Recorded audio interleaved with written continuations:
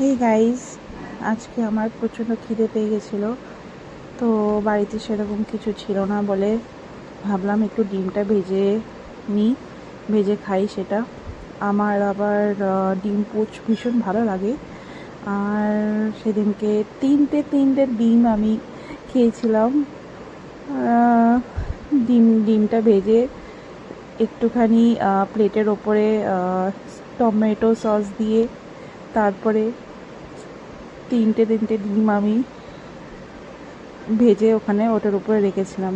এখন দেখতে পাচ্ছ কি সুন্দরভাবে আমি ডিমের আশেপাশের যে হোয়াইট পোর্শনটা আগে খাচ্ছি, তারপরে ভেতরে ডিমের কুসুমটা খাচ্ছি। সবার শেষে আমি ডিমের কুসুমটা খাই।